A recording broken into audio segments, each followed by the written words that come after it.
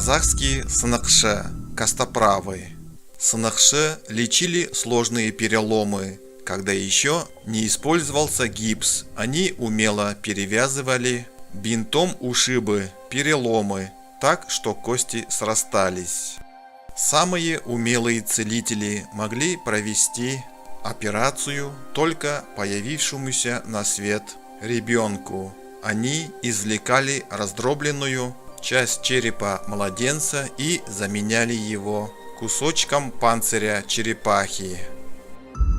Бахсы, шаманы, пользовались уважением в обществе, которое не могло объяснить явления природы и силы стихии.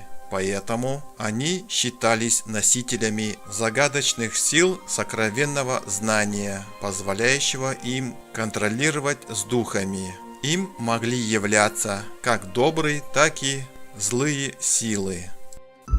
Балгер, гадатель.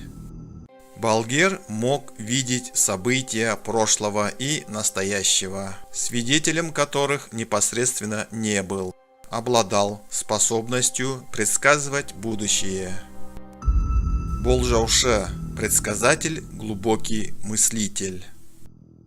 Болжаушы, таящий большую внутреннюю силу, обладающий спокойствием и уверенностью. Жулдызшы, звездочеты. Жулдызшы, которые составляли прогноз погоды, наблюдая за небесными светилами.